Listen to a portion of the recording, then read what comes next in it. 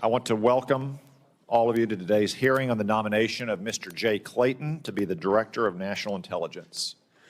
Before we begin, I would also like to recognize the devastating loss we all suffered over the weekend. On behalf of this committee, pay tribute to our former colleague, Lindsey Graham. Though Lindsey didn't serve on the Intelligence Committee, as a former chairman of the Senate Judiciary Committee, he was a part of our extended family, and he was obviously a champion for intelligence officers just as he was for our troops. He was a true partner on issues such as FISA, FBI, DOJ oversight. Lindsey ensured the intelligence community had the resources needed to confront our adversaries. Lindsey was a true patriot who led with courage, loyalty, and relentless optimism during his time both as an airman in the Air Force and in the United States Congress. In remembrance of Senator Lindsey Graham's lifetime of service, I invite the members of this committee to honor our colleague and friend by living up to the example he set in carrying forward his love for God and for country. We also welcome his sister and new senator, Darlene, who we all had the occasion to meet yesterday, and who I know will carry forward his legacy in a way that would make him immensely proud, as he always was proud of his young sister. Today's hearing is an opportunity to consider Mr. Clayton's qualifications. So I'd like to welcome him and his wife, Gretchen, to the Senate Intelligence Committee. Mr. Clayton, thank you for once again answering the call to public service. To your family and loved ones, including those watching from home, thank you for your support during this process. I want to state for the record that Mr. Clayton has provided answers to our standard 40-page committee questionnaire. He has answered in writing more than 200 advanced questions for the record as well. He has completed his FBI background investigation. He has met with most members of this committee, and he has provided more than 5 years of tax returns. This is no small feat, but was helped in large part by the fact that this was his third time through the process. I want to thank all of those persons and organizations who worked to move his nomination at very fast speeds. That includes our committee staff, the staff at the Office of the Director of National Intelligence, the FBI, the Office of Government Ethics, and the White House Counsel's Office. I'd also like to offer my prayers to outgoing Director of National Intelligence, Tulsi Gabbard's husband, Abraham, as he battles cancer, and thank Ms. Gabbard for her efforts to streamline the ODNI as she turns, understandably, to her husband's care. This committee is grateful for her decades of service to the country, both in uniform and as a civilian. And I also want to take a moment to thank Bill Pulte for his leadership to date as the acting Director of National Intelligence. The additional steps he's taken to right-size the office of the DNI will help Mr. Clayton be successful on day one of assuming this position. Mr. Pulte has been highly communicative and engaged with me and my staff during his tenure, for which I am grateful. Mr. Clayton, it's my understanding that you intend to finish Ms. Gabbard's work to return the ODNI to its original size, scope, and mission. I've long said that the right number of staff at the ODNI would number in the dozens, maybe a couple hundreds at the maximum, but certainly not the thousands of recent years. Congress intended the ODNI to be a lean and efficient organization to keep bureaucratic intelligence agencies at bay. But some 20 years later, the ODNI has unfortunately become yet another bloated agency that incentivizes bureaucratic make work as opposed to genuine intelligence work. Mr. Clayton, given your many years as a seasoned professional in both government and private practice, I'm eager to hear how your experiences will inform your plans to return the ODNI to those roots. I look forward to working with you to provide any legislative relief that you deem necessary, such as transferring centers or functions to other government agencies, because while many functions that are needful occur at the ODNI, they don't necessarily need to be occurring there.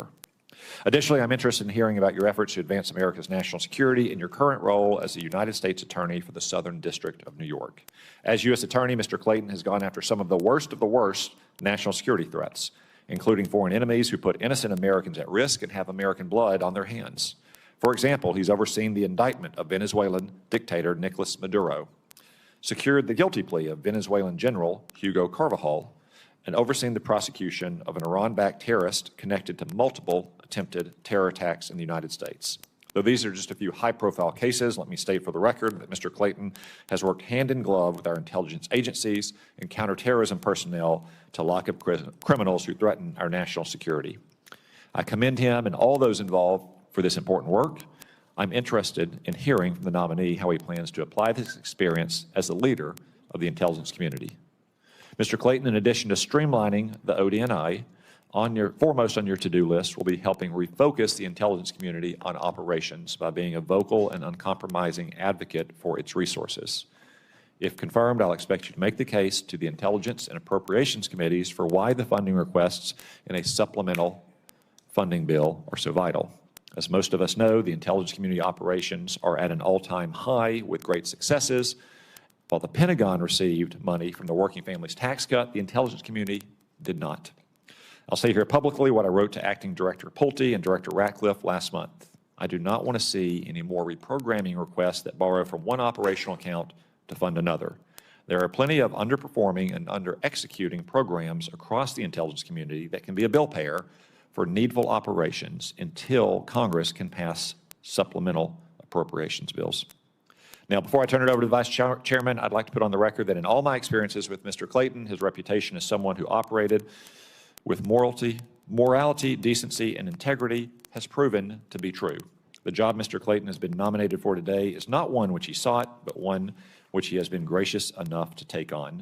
I'm confident that by the end of the day, my colleagues will join me in seeking to get Mr. Clayton's nomination across the finish line. I now recognize the Vice Chairman for his opening remarks. Well, thank you, Mr. Chairman. Let me just echo what you said at the beginning of this hearing in terms of the great loss we all feel on both sides of the aisle of the passing of our friend Lindsey Graham. And as we commented yesterday, he was not on this committee, but he sure as hell acted like he was on this committee on many times. Mr. Clayton, Jay, it's good to see you again. And it was great to have the opportunity to meet your wife, Gretchen, in the anteroom. And I'm going to start with where the chairman started. And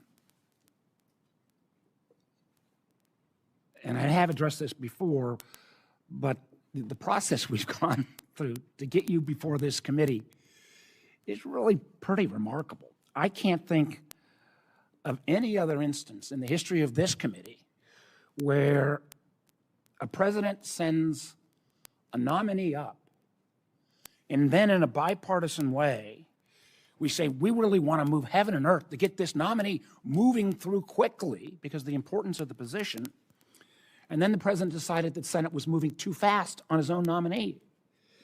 And pulls that nominee for a while, pulls down the hearing, and in the meantime blows up the FISA reauthorization process, which is critically important. Now, I know you had nothing to do with that, and we're probably as surprised as many of us. So I guess congratulations about getting finally in front of this committee. I also want to thank you for your partnership when you were SEC chairman and when we worked on investments in human capital. But when I last talked to you, this job is very different than anything I think you've done in your long career. And I'll have certain expectations of how you would perform the duties of DNI. These are expectations I make clear to all IC principals throughout my time on this committee, regardless of administration.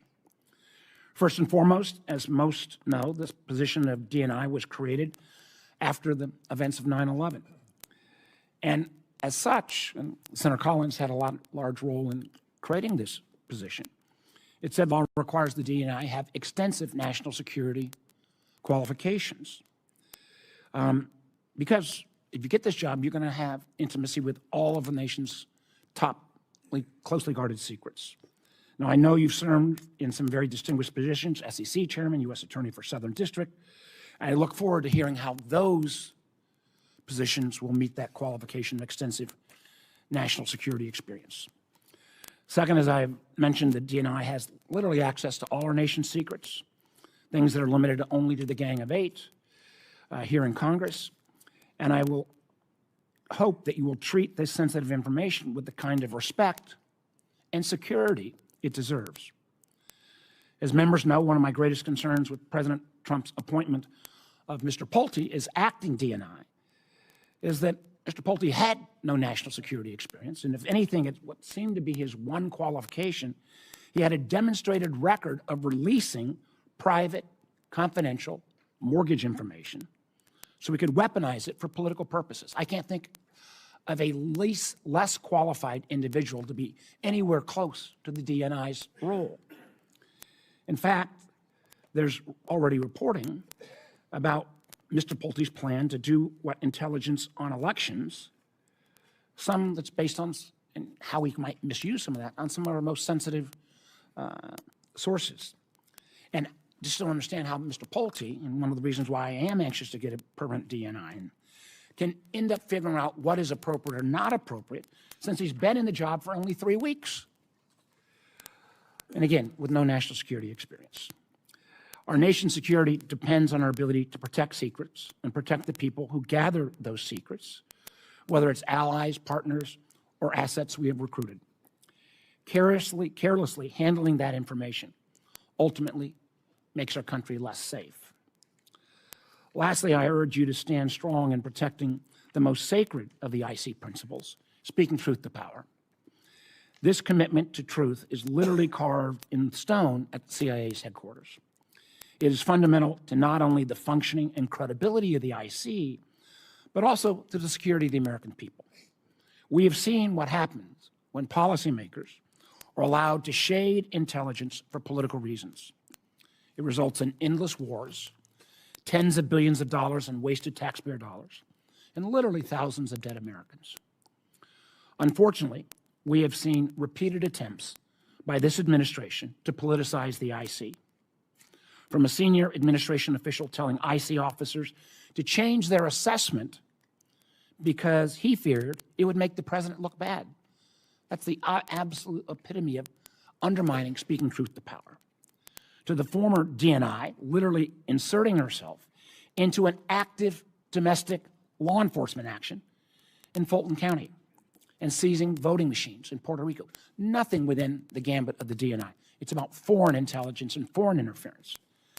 And in fact, recent reports suggest that the IC's annual analytic objective survey, where they go out to the whole IC community and say, how do you think things are going, shows a substantial increase in the number of IC employees who say they are concerned about the intelligence analysis being undermined by political interference. Again, the opposite of why your role was created and the opposite of what the goals of the IC should be.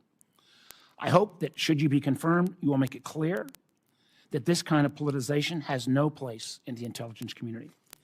And I ask that you treat the thousands of IC career staff who will be under your charge with the kind of respect and dignity they deserve. They are brave men and women who've signed up to serve our country, and they never get the recognition that our men and women in uniform get, but they do so much to protect our nation. And as I said at the outset, this is a very different job than any you've had in the past. In some ways, I believe it's more critical than being SEC chair or U.S. attorney, because in many ways, the IC is our first line of defense in terms of keeping our country safe. In order to make sure we keep our country safe, the IC must also maintain the trust and credibility with the American people, which means objective analysis, keeping itself free from politicization. I look forward to your answers. Congratulations again, and I yield back. Thank you, Mr. Vice Chairman. I now recognize Senator Rounds, who would like to say a few words about Mr. Clayton. Thank you, Mr. Chairman. Today I have the privilege of introducing the Honorable Jay Clayton, President Trump's nominee, to serve as the next Director of National Intelligence. I first met Jay through my role on the Banking Committee when he was nominated by President Trump and confirmed by the Senate to be Chairman of the Securities and Exchange Commission in 2017. He's a consummate professional with a distinguished career in both the private and public sectors. The Senate previously confirmed him on a bipartisan basis to serve as the SEC chair, and I'd like to think we were proven correct in judging his character the first time around. It's no surprise President Trump would select him to serve in his cabinet. The DNI has to be a trusted, unbiased voice to provide ongoing intelligence to the president. I believe Jay will do a great work in this role. Jay is an accomplished lawyer with decades of experience, and he currently holds one of the most high-profile and demanding posts in the Department of Justice as the U.S. Attorney for the Southern District of New York. He made the most of his time in New York by prosecuting some of America's worst enemies and threats to our national security. Mohammed al-Sadiyah, the Iranian-Iraqi national responsible for over a dozen terrorist attacks in Europe and 2 attempted attacks on America, Nicolas Maduro, and other narco-terrorists. These efforts required extensive coordination with the intelligence community and larger national security enterprise, including the Department of Justice, the Department of the Treasury, the Department of Homeland Security, and the Federal Bureau of Investigation. If confirmed, Jay's experience at the helm in New York will serve him well as DNI. Mr. Clayton chaired the SEC through a period of significant uncertainty for financial markets during the depths of the COVID-19 epidemic in 2020. His success in leadership roles at the SEC and DOJ is strong evidence of his ability to be an effective coordinator as the Director of National Intelligence. Many of the most pressing national security threats we face today are cross-cutting issues that involve technology and economics and go beyond the IC's traditional focus on foreign military capabilities and foreign leadership intentions. Jay's time at the SEC and in the private sector has given him valuable experience with issues that the DNI faces on a daily basis: cyber threats from state and non-state actors, illicit finance, economic competition with China, and the rapid adoption of artificial intelligence by both our adversaries and our own intelligence community. He brings valuable insight into each of these areas that will serve him and our country well. Jay holds a TS, SCI clearance and has worked in highly classified, compartmented environments requiring discretion and security compliance. As a result, he knows firsthand the critical importance of Section 702 and FISA. His extensive experience working across agencies is a quality needed as DNI. He has a working relationship with CIA Director Ratcliffe that will make for a smooth transition into this leadership role. While Jay may not have served in the intelligence community, he has the right mix of practical experience working with the IC, including experience with the Justice Department and coordination with the Department of the Treasury. His professional background is important to the growing demands being placed upon the IC related to technology and economic competition. Further, his diverse experience in the private sector, the SEC, and as a U.S. attorney in a very active district give him the wealth of management, leadership, and organizational experience to succeed in coordinating at all the different equities or with all of the different equities that make up the intelligence community. In closing, I offer my strong endorsement for Mr. Clayton to serve as the next Director of National Intelligence. Thank you, Mr. Chairman. Thank you, Senator Round. Mr. Clayton, before we move to your opening statement, I need to ask you 5 standard questions the committee poses to each nominee who appears before us. A simple yes or no answer for the record will suffice. 1, do you agree to appear before the committee here or in other venues when invited? Yes. 2, if confirmed, do you agree to send officials from your office to appear before the committee and designated staff when invited? Yes. 3, do you agree to provide documents or any other materials requested by the committee in order for it to carry out its oversight and legislative responsibilities? Yes. 4, will you ensure that your office and your staff provide such material to the committee when requested? Yes, I will. 5, do you agree to inform and fully brief, to the fullest extent possible, all members of this committee of intelligence activities and covert actions, rather than only the chairman and the vice chairman? Yes. Thank you very much. After our hearing today, it's my intention to convene a committee business meeting early next week to vote on the nomination of Mr. Clayton and report it to the Senate for a floor vote. Mr. Clayton will now proceed to your opening statement, after which I will recognize members by seniority before the gavel and by arrival after the gavel for 5 minutes each. Mr. Clayton, the floor is yours. Thank you, Chairman Cotton. You move the mic a little closer. How's this? Okay. Thank you, Chairman Cotton, Vice Chairman Warner, and the distinguished members of the committee. I am honored to appear before you today as the nominee to be the Director of National Intelligence. I would like to thank President Trump for placing his continued trust and confidence in me. I am humbled by this nomination and grateful for the opportunity to continue serving our country. I also want to thank my wife, Gretchen, and our children for their support and their commitment to public service. I also thank the many women and men I have worked with at the SEC and the DOJ. Together, we have built great teams that have delivered for the American people. Senator Rounds, I thank you for those very kind words and for your commitment to the people of South Dakota and our country. I have been fortunate to serve in a broad range of leadership roles in both the public and private sectors. Each position has presented challenges and opportunities. If confirmed, I intend to approach the D&I role in the same way I have approached these roles, mission-focused and team-oriented, taking on the challenges and seizing the opportunities. The mission of the Director of National Intelligence is clear: to ensure that the policymakers and institutions that the intelligence community serves, especially the President, our military leaders, and Congress, receive the best possible intelligence in a timely, objective, and independent manner. That mission and obligation will be front of mind every day.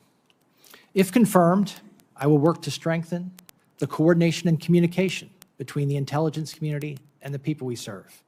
I will focus on enhancing the trust of the American people in the ODNI, the intelligence community, and our federal government generally. I will have an open door and walk the halls policy. This has proven invaluable. I also look forward to engaging with this committee and the House Permanent Select Committee on Intelligence frequently.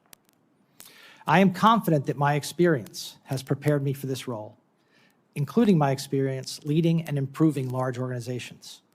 Large, multifaceted organizations like our intelligence community work well when they have 1, a commitment to the mission, 2, clear strategic objectives that further that mission, and 3, metrics that facilitate the assessment and improvement of their operations. I intend to work with the members of this committee to develop all 3 of those.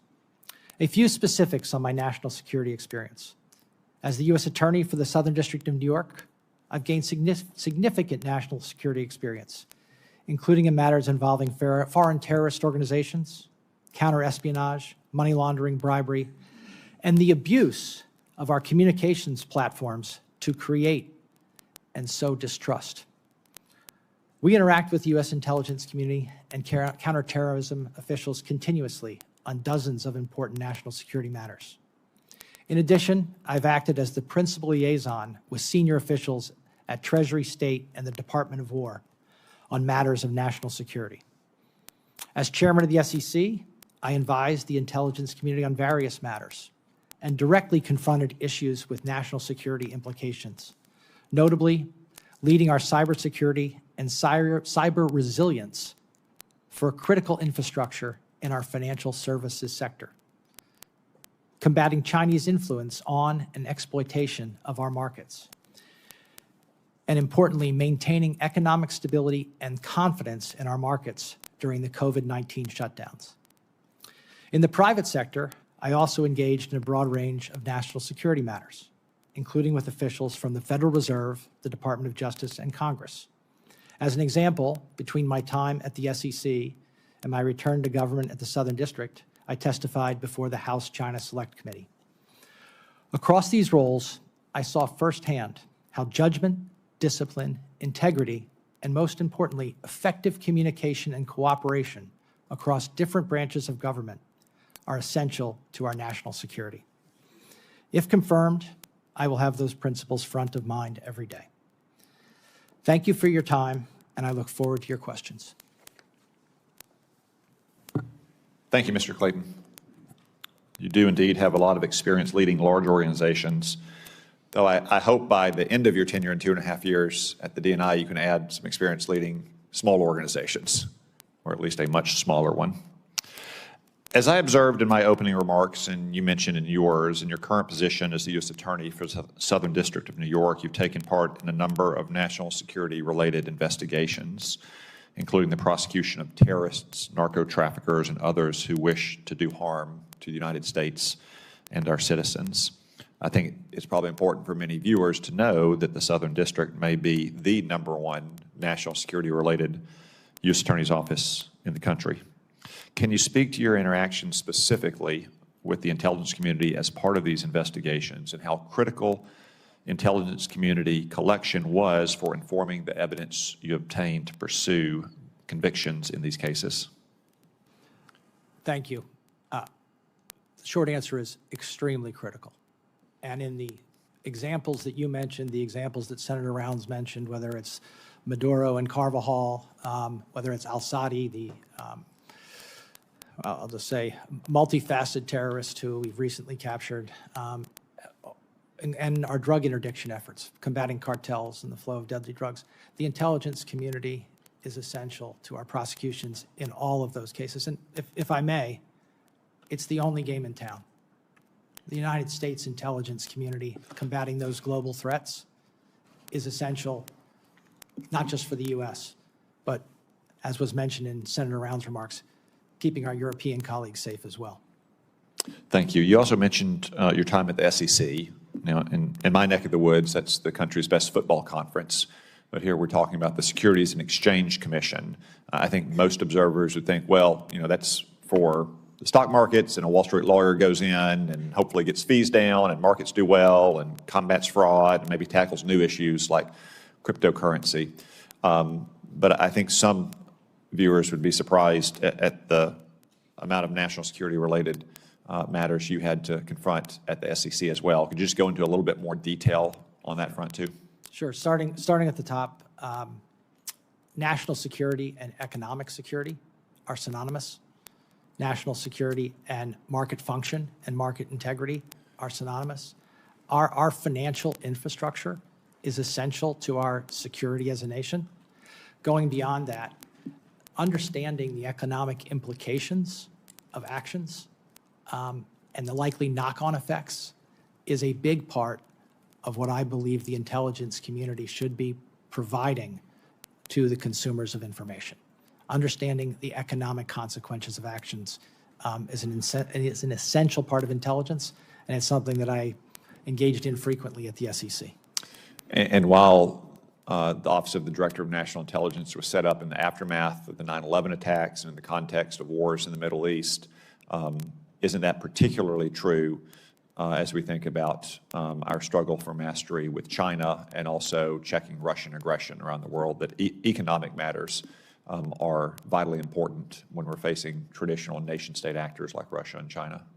Senator Cotton, Chair Cotton, I could not agree more that our adversaries not only look at kinetic and other what I would call traditional ways to harm Americans, they look at economic ways to harm Americans.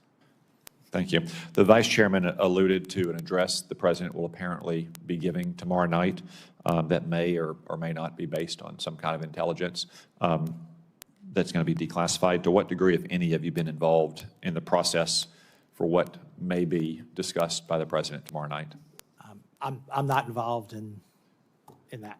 Because you're not currently the Director of National Intelligence. Because I'm currently not the Director of National Intelligence. And in fact, to be involved would violate a core principle, which is you take no actions that would presume your confirmation. That I couldn't have said it better. Thank you for helping me establish that fact. The Vice Chairman. Thank you, Mr. Chairman. As I said repeatedly, if you're confirmed, you've got to make sure that you speak truth to power. And that means even if the truth is not the preferred narrative that somebody wants to hear. So let me just ask you, it should be a simple question. Do you deny that Joe Biden won the 2020 election? Senator, I'm not an election denier. Joe Biden was certified as the President of the United States. Election denial is something we cannot have. So I will take that as you do not deny that Joe Biden won the 2020 election. Yeah, I'm not. I think, let me just be clear. We have substantial work to do, and I've made it in improving our electoral processes. It's part of national security, and I feel strongly about that. One of the things that, again, this will come around perhaps to what's happening tomorrow night as well, classified information is critical. If we violate classified information, that loses us allies. It makes us less strong. I fear that certain countries already are not sharing as much information with us because of some of the things that have happened. So let me ask you some straightforward questions. If confirmed, you commit to protecting all classified information in accordance with established rules and procedures? Yes. If confirmed, you commit to following established processes and procedures when it comes to declassifying information? Yes.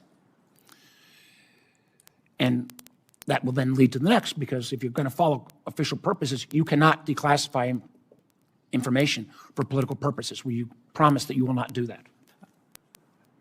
Senator, I promise that my declassification exercises will be consistent with the role, and I believe that there are a number of protections in place across the intelligence community to ensure that intelligence is not used for political purposes, and I intend to adhere to those. Well, that is, you know, in many ways, at least for me, that is the nub of this hearing. In preparing for this hearing, I have analyzed the procedures that are in place for declassification and other actions that you would take as the Director of National Intelligence. And I look forward to consulting with the people inside the intelligence community and at the ODNI to ensure that we adhere to those principles. It's critically, critically important because, again, we may see some of this tomorrow night or not, but we go around those established procedures. We could burn sources and methods. We could lose allies. It is, the ramifications are so grave, and it has been treated in such a cavalier way that it's really extraordinarily upsetting to me. Along with classified information comes the analytic tool. One of the things that I pointed out in the recent IC annual survey, the number of IC analysts that are concerned that their work may be threatened by politicization, or if you don't reach the right conclusion, that completely undermines the basis of what the intelligence community is set up with. So, if confirmed, you commit that the ODNI's decisions and analysis will remain free from political pressure and conspiracy theories. Yeah, Senator, the role is to ensure that you, the President in particular, the members of the Cabinet receive the best possible intelligence product available, and I do commit to do that. And I do commit to do that. Yeah, if you could bring the whole box a little Sorry, closer. I need a space for the papers. But I can't stress enough, you know, if the IC workforce feels they're going to get political blowback or get fired, which we have seen, because they reach a conclusion that may not be what certain folks in the administration want to hear, that undermines the whole work of the whole community. if I could jump in on that, Please. and I want to say that my experience at the SEC, my experience at the DOJ, is that the people who have worked for me have great confidence that they can speak to me in a candid and free from any worry that what they say to me in their professional capacity is going to result in any kind of disagreement. I would say any kind of friction beyond the normal toing and froing that you have in any organization. And I will say, let me add a comment to what Senator Round said. In working with you at the SEC, I found that was how you operated, and particularly in taking on certain issues that might not have been politically popular. But this is such a different role, and I am so concerned that whoever ends up in this role is going to be under a set of pressures that may be unprecedented, and we're going to need somebody extraordinarily strong. I'll come to my last set of questions, and that is around election integrity. This job was set up to look at foreign interference in our elections. So it was more than stunning to me when the former director, Director Gabbard, showed up at a domestic, I believe, political interference activities in Fulton County. We're coming into election season. I want to make sure you are on the record. If confirmed, you will commit you will not interfere with or comment inappropriately on U.S. elections. Senator, you outlined the role correctly. The role is to deal with foreign interference in U.S. elections, which is something I'm gravely concerned about. But that's the role. And finally, we cannot have the DNI trying to put his or her hands on the scales in terms of tipping the outcome of any American election. Will you commit to not put those hands on the scales? The role of the intelligence community is to provide information, not to engage in policy or those things. So, yes. Thank you. I yield back. Thank you. I agree that the role is very different, but I think that's true of most government roles. And we never quite know how people perform in them, and some of us have been very satisfied with nominees we've confirmed in both parties, and some have been dissatisfied. But, look at our former chairman, Marco Rubio. Being a senator, I think we can all agree, is very different from being the Secretary of State or being the National Security Advisor, and he's pitching a near-perfect game in those roles, if you ask me. But you can't reason by analogy. You've been a Wall Street lawyer for a long time. How long have you been a lawyer? Goodness, 36 years, And 33 years. And so you're governed by attorney-client privilege. That's not classified material, but it is require you as an ethical obligation. Have you ever had any issue in handling attorney-client material? No. And the material you're handling in Wall Street, I mean, you're talking about market-moving material, millions or billions of dollars. Billions and probably in aggregate trillions of dollars of information that you have to be very careful not to allow to slip. Or very sensitive personal information about clients as well. And no issues ever in the past dealing with those. None. Thank you. Senator Collins.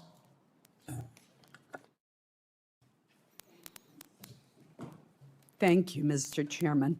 Welcome, Mr. Clayton. Mr. Clayton, I want to give you a little bit of history of the ODNI.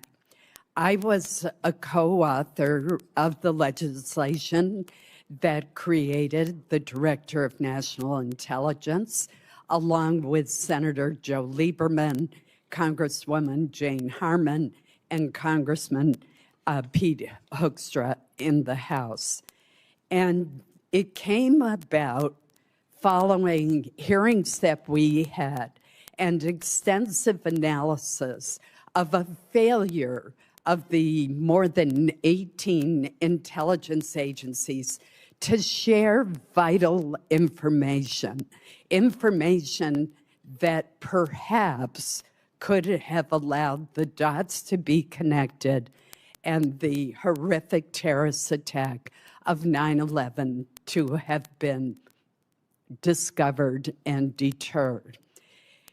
I'll never forget a conversation that I had with Secretary of State Colin Powell. He said our intelligence community needed an empowered quarterback to make sure that there was sharing of information and a collective, collaborative approach to intelligence.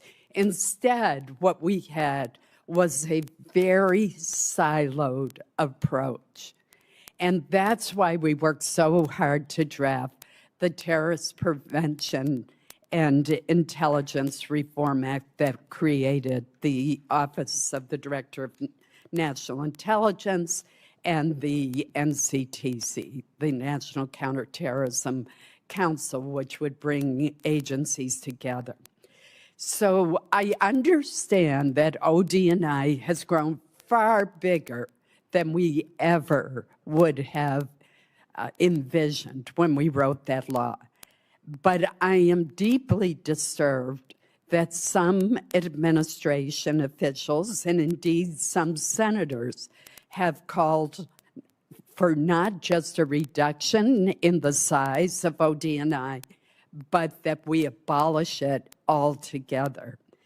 There remains a critical purpose and mission for ODNI to lead and manage the 18 separate intelligence agencies with worldwide operations that include space, cyber, and human intelligence domains.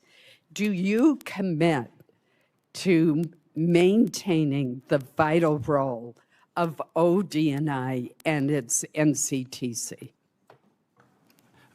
The short answer, and I'd like to elaborate, is yes, I do.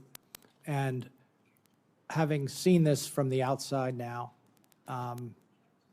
in my roles and also preparing to hopefully take on this role, if we didn't have this role, we'd have to invent it, because there needs to be a focal point for coordination across the other 17 intelligence agencies. There needs to be a place of oversight, a place to resolve conflict. I look at it as a board of directors roles. And to the extent that the ODNI has gotten into operations or started to play the roles of some of those other agencies, it probably should pull back, because it's difficult to be both operations and oversight, but I think an oversight role is important. Thank you.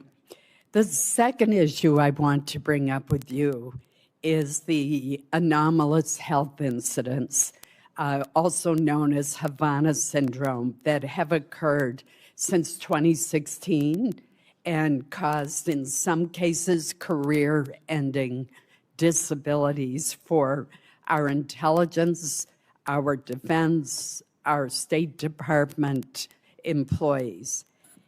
The intelligence community initially took these attacks and care for victims seriously. However, for various reasons, this quickly seemed to turn into a very dismissive attitude throughout the federal government with little forward progress. This led Senator Gillibrand and I to co-author the Havana Act of 2021 to support the victims who are not receiving care nor compensation.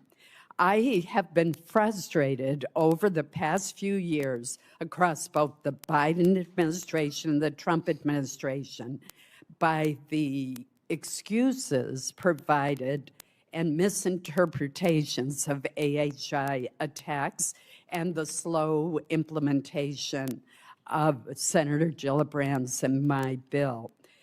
Last week, Tulsi Gabbard rescinded 2 previous AHI intelligence community assessments and started to reassess both previous and new intelligence related to AHIs.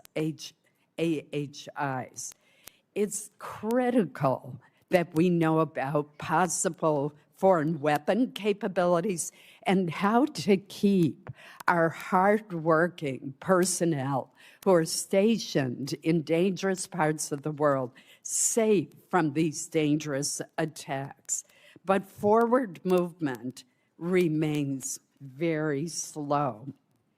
The DNI confirms, it's your job to confirm that intelligence is objective, timely, and independent of political considerations and based on all available sources. So with recent efforts to re-energize the research on the causes and attribution of these devastating attacks on our personnel, do you plan to continue these efforts? Well, I'm not privy, but I certainly plan to engage with you and Senator Gillibrand on this issue, and I'm happy to do so. I look forward to future discussions. There's a lot of history here. Yeah. Thank you. Thank you, Senator Collins. No stronger leader on national security, not just on this committee, but your work on the HISGAC committee and especially the Appropriations Committee, like our friend Lindsey Graham. The troops and intelligence officers have no better friends than Senator Collins. Thank you for your work. Senator Wyden. Thank you, Mr. Chairman. Mr. Clayton, according to the press reports, the FBI director spent 8 hours last Friday at the White House investigating journalists. My view is this is a flagrant attack on journalists in the First Amendment under the direction, apparently, of the Trump administration. When were you directed to issue subpoenas to the journalists, and by whom? Senator, I believe you're referring to the reporting around the subpoenas relating to the subpoenas you signed. The subpoenas that I signed. Those subpoenas are in connection with an ongoing national security investigation. I'm happy to talk to you and this committee about our approach to the First Amendment and our efforts in all cases to limit, to the greatest extent possible, any intrusion into the operation of the free press. I'm absolutely committed to and respect our First Amendment and the role of the press. So let me ask you this. It's not even clear that the subpoenas that you signed followed the administration's policy, which requires the government to first make all reasonable attempts to obtain information from other sources. What specific actions did you take before you signed the subpoenas? I can tell you that in all of these cases, we, and not just one person, and this is the way I operate, I operate by asking my team, what do you think? Any action in this regard, you can be assured that it was a consultative exercise with the career prosecutors in my office. So that's what you did beforehand to satisfy yourself that this was important to do, to send these journalists a subpoena and go to their house? To issue the subpoenas, but let me say that this is, I don't want to get into this in too great a detail because it's inappropriate. I don't want to get into details. I just want to find out what went on. We followed the processes that Okay. we're required to follow. Let me go to the question of elections. You've claimed in the past that vote by mail is tainted, and I haven't seen any evidence of this. These are your exact quotations. You talk about, dishonesty in mail-in voting, and at one point you talked specifically about a group that was doing it. I think it would be very helpful to get a sense of who you're talking about. You said, and I quote, "One group is using mail-in voting dishonestly." So you basically said you got a group out there who are election bandits. Who are we talking about? Now, I would like to see where you're pulling those quotes from because I've been very careful in my words on this. I've been very careful. Look, I'd like to see the whole passage. Send you the material. Yeah, no, be great, and I'm happy to answer. But let me tell you, Please. that we should be. There are two parts to this. One is access, which is extremely important. Access to the ballot is something that I know this body, many people have worked hard for years and years. The other one is integrity. I'm a big believer that we can have better access than we've ever had before and better integrity than we've ever had before. All right. And some of the constructs around our election, the integrity can be greatly improved. Well, I want to see it because I want to know the names of the people that you're calling dishonest, because I'm the nation's first senator elected by mail. The second senator was a Republican, and we don't believe that this is tainted by fraud. And I have time for one more question.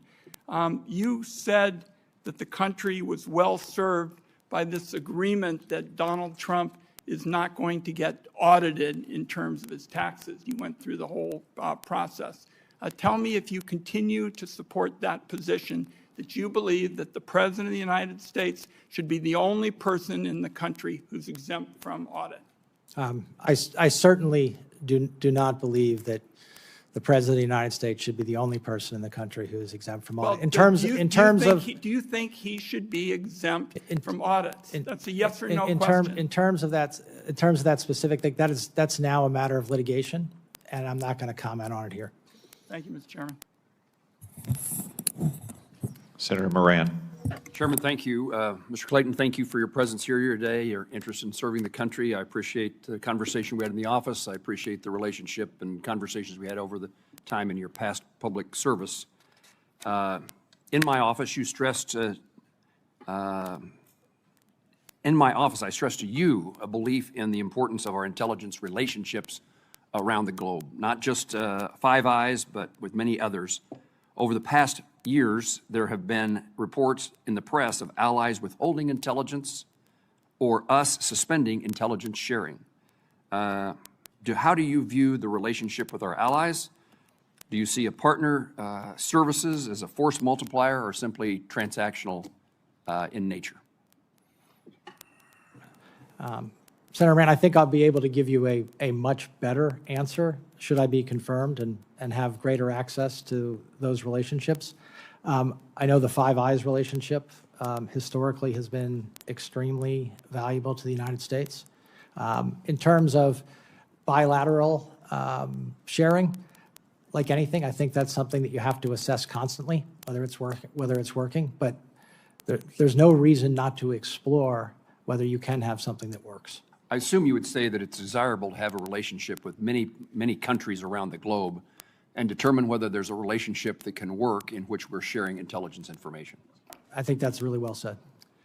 In your answer to a written question asking if you commit to making sure that Ukraine has the intelligence it needs to apply pressure on Russia, you said, quote, to the extent directed by the president, arm Ukraine and other partners with intelligence that illuminates Russian plans and intentions. I appreciate that you work for the president, but I want to emphasize my belief that any such sharing is critical, and any suspension of intelligence sharing with Ukraine would require very serious justification. And so my question is, if confirmed, do you commit to sharing with this committee the rationale of any such suspension, and do so before the suspension becomes public? Give us a chance to have input in that consequential decision. I expect to have, I would say, frequent and substantive dialogue, including around priorities. The priorities are set to reflect the priorities of the administration and the priorities of the president, but I expect to continue to discuss any change in those priorities. And, you know, again, I'm not privy to these things, but I don't have any expectation that that priority is changing. I chair an appropriations subcommittee that funds the FBI, and I have a strong interest in supporting its counterintelligence role. It's the lead counterintelligence agency in the U.S., but you note in your answers that the National Counterintelligence and Security Center within OD&I is the, quote, head of the U.S. government counterintelligence activities. How would you characterize the relative roles of the FBI and the Security Center in counterintelligence, and what are the practical effects of how that would work? Senator, my direct experience with counterintelligence, and obviously I can't go into the specifics, but it's fairly extensive at the moment, is directly with the FBI. Some engagement with the center, but it's mostly directly with the FBI and Homeland Security. And that past experience, that relationship lends you to what kind of conclusions in that regard? It's extremely important. The threat is real. The threat to the safety and security of the American people is real. And we need to be vigilant every day. And in fact, I think my colleagues would be happy if, in your role, I made a pitch for more resources. If they would. Let me ask about your private sector experience, and in preparation for the role that you may soon assume. Have you identified any opportunities where the intelligence community can leverage private sector capabilities to enhance the IC's mission? Yes, without that. The obvious one is data and data analysis. Making connections where they might not otherwise be apparent, or where the ability to make those connections in the past took weeks and months, and with some of the tools that we have today, can take hours to make the same connections that are important to combating what I would say is espionage. Mr. Clayton, thank you. Mr. Chairman. Thank you, Senator Moran. Senator Heinrich. Thank you, Chairman. Mr. Clayton, it is alleged, and I would add quite credibly, that Jeffrey Epstein committed some very serious crimes at his Zorro Ranch property in my home state of New Mexico. Yet there has never been a federal search of that property. And in fact, in 2019, the Department of Justice directed New Mexico to pause its own investigation and has most recently refused to provide the unredacted evidence needed for our Attorney General to effectively carry out his investigation, despite federal and state laws requiring disclosure. I understand that as U.S. Attorney for the Southern District of New York, you led the investigation into Jeffrey Epstein.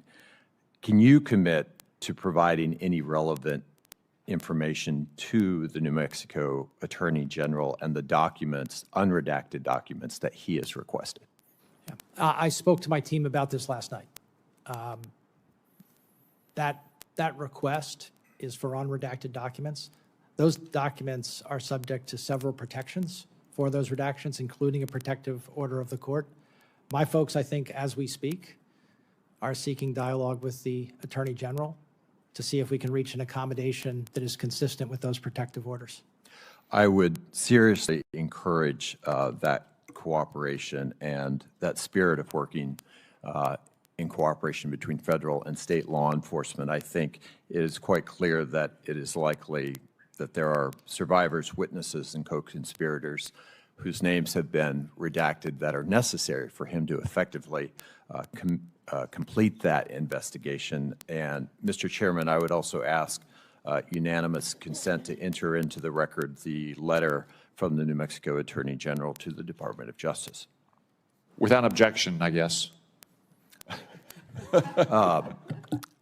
Mr. Clayton, in your role as U.S. Attorney for the Southern District of New York, you were tasked to personally certify that the unsealed grand jury material related to Jeffrey Epstein did not disclose victims' personal information. The judge in that case stated that he added this protective order to ensure that an identifiable official within DOJ takes ownership of the sensitive and vitally important process of reviewing discovery.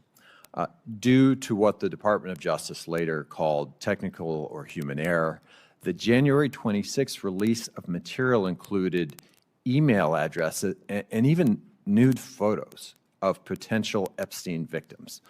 Lawyers for those victims said that this flawed process re-traumatized the survivors and, quote, turned their lives upside down.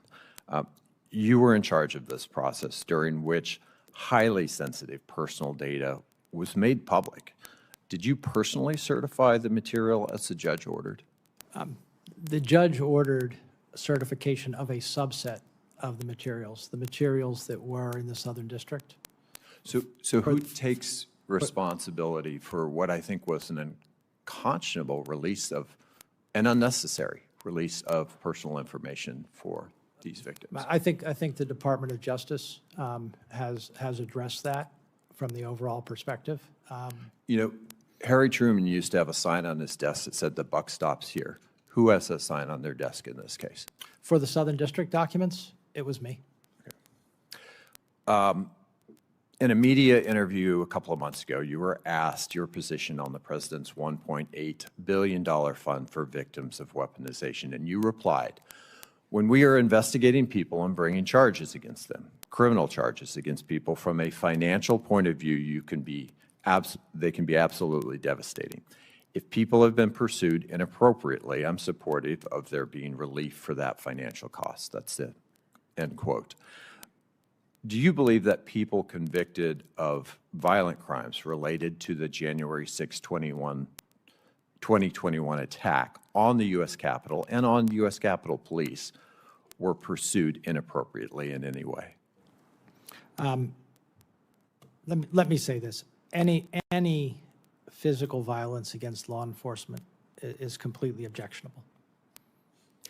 Would it be appropriate for that fund to be used in cases where people were duly convicted of violent crimes in that case? Let me go back to my comment very quickly. I was not speaking of the fund. I was speaking generally. I think this is a CNBC clip, and I stand by what I said, which is if people have been inappropriately and intentionally subject to prosecution, they should have recourse. Thank you, Mr. Chairman. Mr. Chairman, I just want to let the witness know we've got the Fed chair upstairs, but I will be right back. I want to make sure that my colleagues know I'll be back directly. Senator Budd. Thank you, Chairman. Mr. Clayton, it's good to see you again.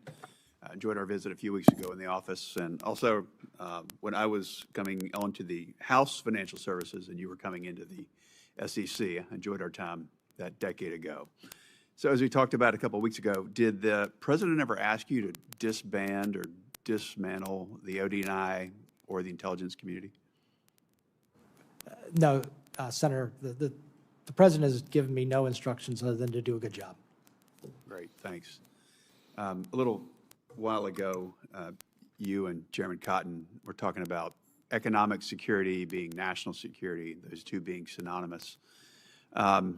So we've got an intelligence community largely established 1947, around the Cold War period. So what changes are necessary in the intelligence community to maintain economic security as well as national security?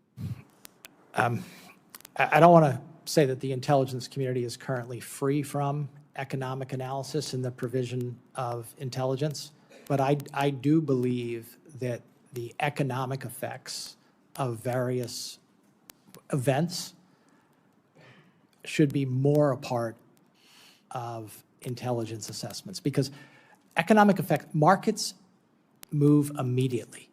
Markets react, and then people react to markets. I mean, most interestingly today, for all of us, is the price of oil. Understanding the dynamics around the current and the long-term price of energy and the price of oil, I think is an essential part of any intelligence assessment. Thank you. You know, the men and women in the intelligence community, they do an extraordinary work. Most of the time, they don't get any recognition. But sometimes there's a few bad eggs. We have Edward Snowden, David Rush, the gold bar guy. So as DNI, you'll also be the executive agent for security, as I understand it. So what's your vision for this role to ensure the security clearance process and also to make sure we find and mitigate, head off these insider threats? I think there are two processes that fall. One is classification and overseeing classification. The other is overseeing security.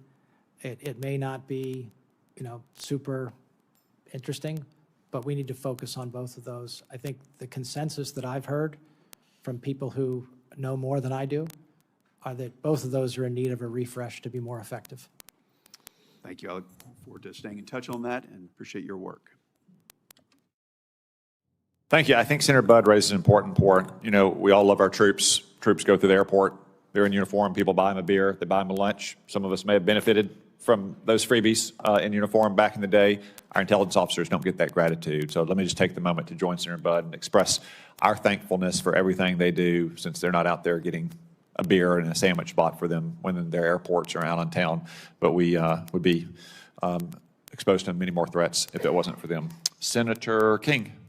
Thank you, Mr. Chairman. I agree with your comments. Whenever I meet members of the intelligence community, I say you don't get the flyovers at the football games, but we appreciate what you do. Mr. Clayton, there's been some discussion earlier about the importance of analytical integrity, telling truth to power. The Intelligence Community Directive 203, which goes back more than a decade, says this: independent, that any information from the intelligence community should be independent of political consideration. Analytic assessments must not be distorted by nor shaped by advocacy of a particular audience, agenda, or policy viewpoint. Analytic judgments must not be influenced by the force of preference for a particular policy. You concur with that, I presume? Yes. So I want to ask a follow-up question to the Vice Chairman. Who won the 2020 election? I've answered that question. I'm not going to get into that. You have not anymore. answered that question. Could you answer the question? Who won the 2020 election? Pretty simple question. Yeah, I said I'm So it's A or it's two, my two answer. choice. No, I'm going to give you the same answer. The answer to the chairman was, he asked me if I was an election denier. I am not an election denier. Joe Biden was certified as No, we all know Joe president. Biden He went through his process. We went through our electoral process, and I can tell you that I was in my seat at the SEC, and I'm just worked asking hard a for the really transition. simple So- question. Who won the 2020 election? as I said to you, we went through our processes, and Joe Biden became the president of the United States. And that's not an answer to the question of who. I'm asking one more time. Okay. Who won the 2020 I'm not, election? this is like, I'm here to talk about my qualifications. One of your qualifications is you told us you're going to tell the truth to power, and you won't answer a very simple question. I think I've answered it many times. You have not answered it. Okay. You have not answered it. Saying Joe Biden was certified is not an answer. Okay. Why did you take it upon yourself to opine on the California election process to CNBC? You said during the interview on CNBC, you said the U.S. is doing an absolutely terrible job on election integrity, and the American people are right to question it. What's the basis of that statement? What's the evidence for that statement? Let me give you the context of the way I look at this, because we should have this kind of candid dialogue. Elections are a process for gathering, aggregating, and providing data. And who does the Constitution entrust the responsibility for elections? To the states in the case we're talking about. Correct. To the states in the case we're talking about. But my experience at the SEC, my experience at the DOJ, my experience in the private sector is that the government processes for gathering, aggregating, and providing data need to be improved greatly. Are you talking about elections? I'm talking about all. I'm talking about inflation data. No, I'm talking about all government processes, including the one is. I want some evidence, and there isn't time here in a minute and 49 seconds, but you have a lot of time between now and when we move on your nomination. I would like a written analysis from you that gives evidence of voter fraud. I don't. Fraud in to be this clear, country, Mr. Clayton, to be clear, Senator, the assertion that there's voter fraud. I am not. I did not make that assertion. I said I said We're doing an absolutely terrible job on election integrity. What did that mean? That meant that the audit trail that we have available for our elections in a number of places is not the kind of audit trail that you would expect in something that is this important. That's what it meant. And I mean, so is there a problem of voter fraud in this country? I don't think we can say definitively whether there is or is not until we have better processes. We've had hundreds of analyses. We've had the Heritage Foundation study that found 1,650 cases out of 2 billion votes counted. I would love for the American people to have incredible confidence in the integrity of our elections. I would too, and I would appreciate I'd like it to if work, this administration would cease undermining that confidence. I would like to work with this committee from my perspective. Well, for the record, I wish you would share any evidence you have that undermines that asserts that there was any problem of voter fraud significant enough to change the results of an election in this country. Following up, why was your hearing postponed? What were you told? You were going to meet with us in a few hours, and suddenly it was pulled down. Why did that happen? I was requested and respected the request not to attend. Were you given any reason? I'm not going to get into the private conversations. And you testified earlier, just to follow up briefly, you've had no involvement whatsoever with this proposed speech tomorrow night by the president. None, you haven't been consulted, discussed any involvement. Is that correct? That is correct. Thank you. Thank you, Mr. Chairman. Senator Bennett. Thank you, Mr. Chairman. I want to also thank you for your comments about Lindsey Graham at the beginning of today's hearing. And we had a good discussion yesterday, Mr. Clayton, about Ukraine. I'm not going to repeat that here, but I know that his view of the situation and the view of the bipartisan support for Ukraine and the work that our intelligence community has done to support him is a really important project for all of us going forward. I wanted to ask you, Mr. Clayton, about the subpoenas of the New York Times reporters. And the reporting that I read is that the Secret Service had raised concerns about the security of President Trump's fill-in for Air Force One, and that there was a meeting at the White House with the FBI Director Kash Patel and other DOJ officials to talk about that matter, to talk about the reporting that had come from the AP. And I think earlier in an answer to Senator Wyden, you said that you had consulted with the career attorneys at the Southern District of New York. My question is whether you consulted, or anybody in the Southern District of New York consulted with anybody in Washington, D.C., at the White House or the Department of Justice before those subpoenas were issued. They were issued, I think, within just hours of the reporting that struck me as somebody who has worked at DOJ as an unusually short period of time, and particularly given the equities that are at stake when journalists are subpoenaed, the equities that are at stake when law enforcement is showing up at the doorstep of journalists in this nation. I think it's very important for you to explain this in the context of this nomination. Yeah, understood. I can't get into the specifics of an investigation, an ongoing matter. Let me say that I'm confident that the procedures that we have in place to protect the First Amendment and protect the freedom of the press and not result in intimidation of journalists or the like were followed. They depend on the facts and circumstances, how much time you have. Those matters include ones you referenced, which is, are there other available sources for the information that we seek, and have we sought that? The other aspect of this is, the tailoring of a particular subpoena and including the return date and when those people would be asked to appear or provide documents. It's expected in these types of cases, at least from mine, that if there's counsel involved, we can further tailor those requests to make it the least intrusive way possible.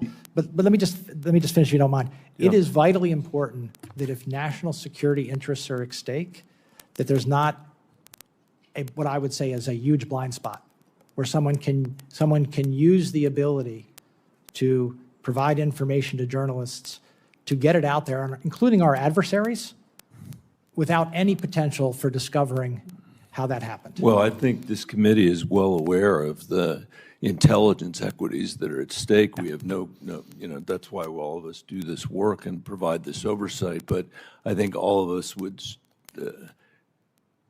agree that the First Amendment is not some sort of glaring loophole that it's out there, that it's something that we need to follow. And so I'll ask you again, Mr. Clayton, did you or anybody at the Southern District of New York have conversations with anybody at the White House or the Justice Department in Washington, D.C., before you issued those subpoenas that resulted in New York Times reporters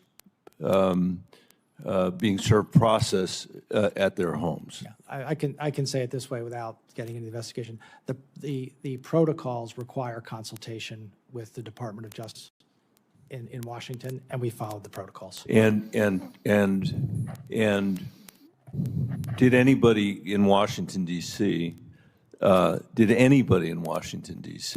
suggest to you or anybody on your team that you should issue subpoenas in this case?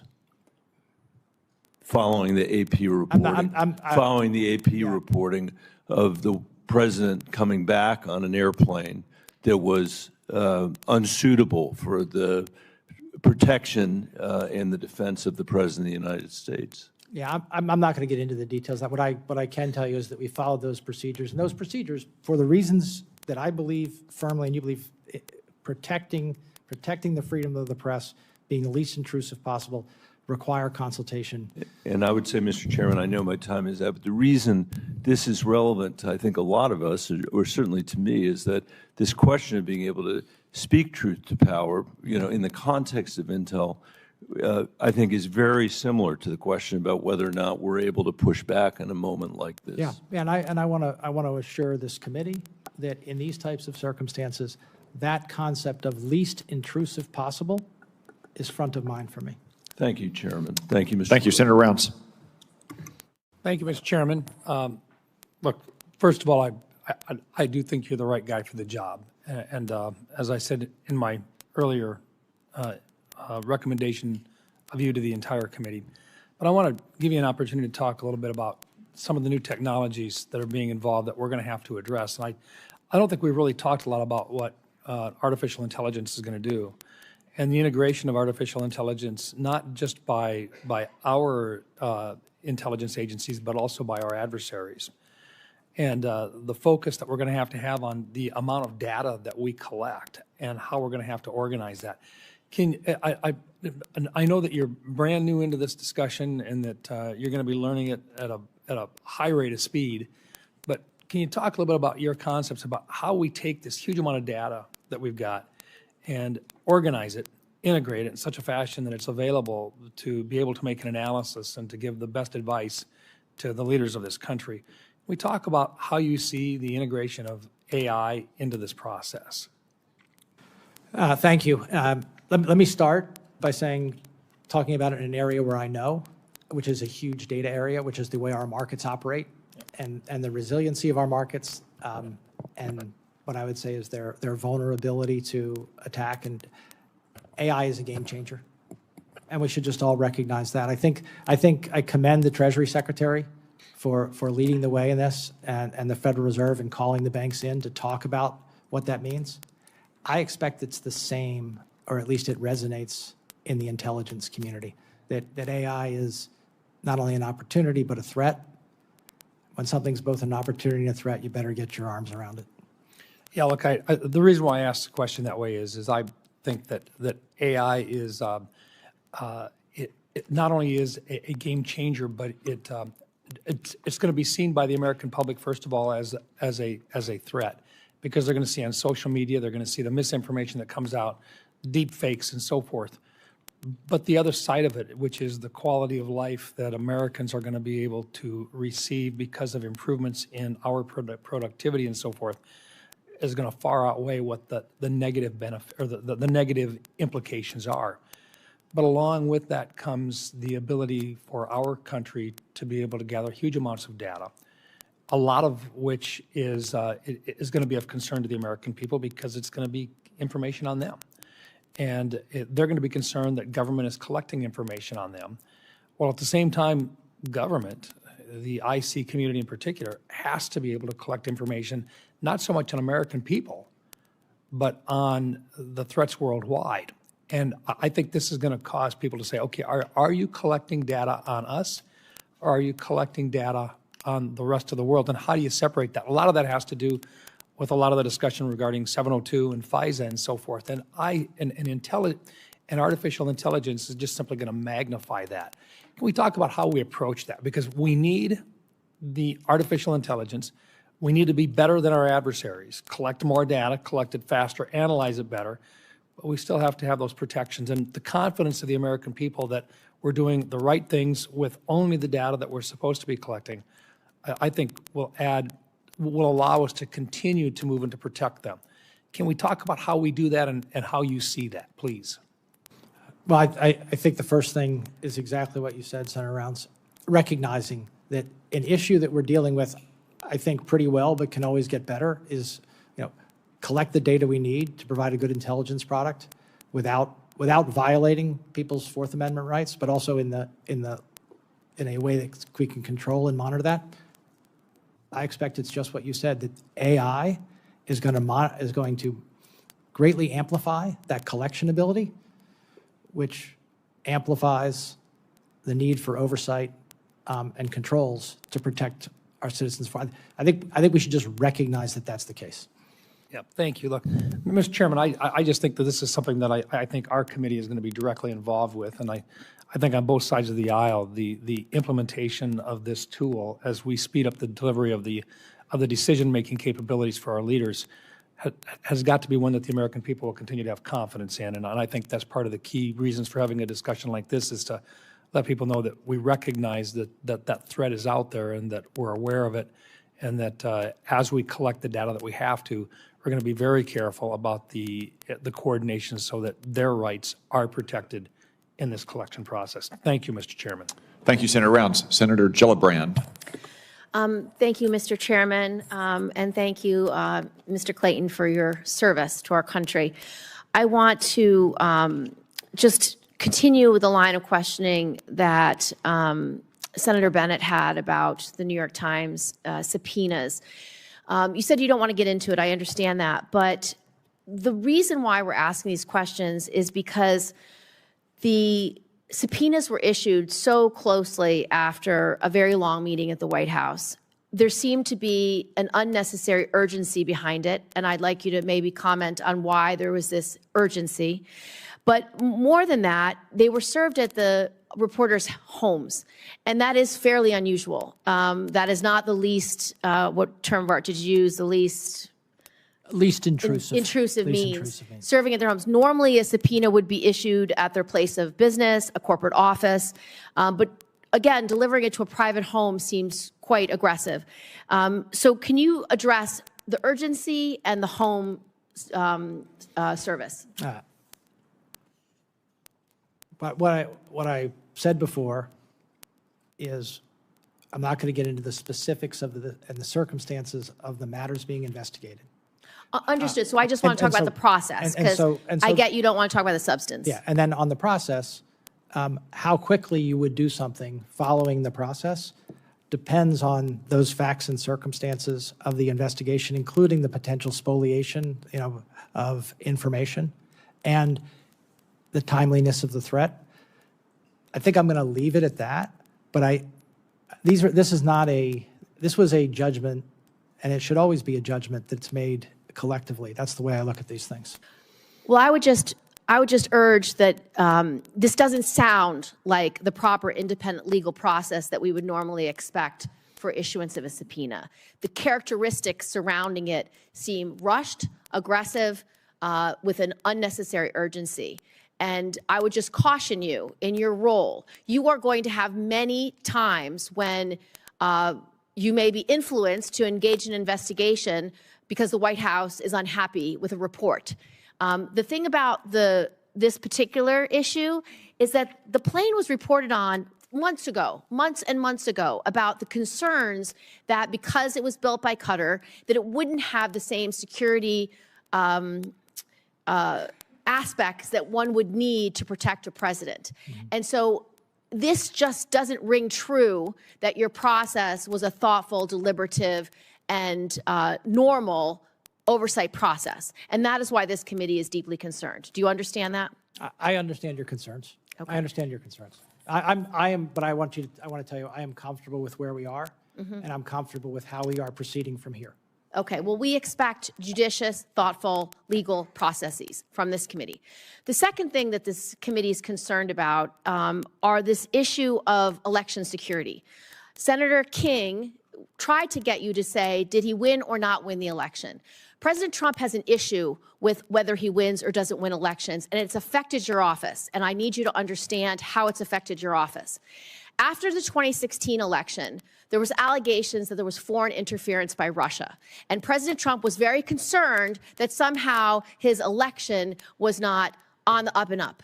And so what he did in response when he became president was he eliminated every aspect of your office's oversight of the election process from cyber threats. You had personnel that were very knowledgeable about cyber threats, especially foreign influence. There were personnel at CISA, there were personnel at the FBI, and they were all fired. And then President Trump now wants to make sure that the 2020 election, that nobody says Biden won the election. So you can understand why this committee is concerned that you won't say Biden won the election, because it just reeks of this insecurity by the Trump administration about election security. So when you say election security is important to you, I want to make sure that you understand the ODNI has a responsibility towards cybersecurity, towards election security, that's not about voter fraud, but about the influence of foreign countries on our election security. Do you understand that? Absolutely, and it is a significant concern of mine. One of the things that I did not get an opportunity to talk about before, cybersecurity has been part of my private sector and public sector practice for well over a decade, going on close to 2 decades, actually. So will you add that back to ODNI, because it was taken out by Gabbard? When I was talking, yes, when I was talking about processes and integrity of our election, cybersecurity is front of mind. So will you restore the cybersecurity complement to your job, as well as the biosecurity threats, and as well as the Foreign Malign Influence Center? I can commit to making an assessment, and to the extent that more resources are needed, or more focus is needed, or more coordination is needed. Well, we would urge there are more resources and focus needed in those 3 areas. And I look forward to dialoguing with you on that. Thank you, Mr. Thank you, Chairman. Senator Gillibrand. Senator Langford. Mr. Chairman, thank you. Mr. Mr. Clayton, good to see you again on it. You have served the nation in multiple different roles before in leading SEC and did a very good job there in Southern District of New York in the U.S. Attorney's Office. You've got a very unique experience and background walking in on intelligence. You've handled money laundering, drug kingpins. You've handled international terrorist, foreign terrorist organizations, counter-espionage cases. You've handled a lot of things as a prosecutor in this. My question to you is, how does that experience and knowing what is needed to actually prosecute individuals affect how you approach this task in helping the intelligence community trying to be able to gather information? Great to see you. Thanks. Good to see you again. The role that you just described is one that I believe draws on a lot of the experience that I have had as a counselor for years. And that is that I want to be respectful that the intelligence community is about providing information and analysis, not setting policy or making decisions. And I look forward to playing that role as ODNI. I think that my experience as a consumer of that type of information will help me provide the information in the way that is best for the consumers I serve. I always worry that people who are the providers of information are providing it for themselves and not for the end user in the most effective way for the end user. Maybe we're doing that, maybe we're not. I hope we are. But I also want to say, as Senator Cotton noted and others have noted, the women and men of the intelligence community are incredible. I look forward to working with them, learning from them, and figuring out how to provide that best possible intelligence product.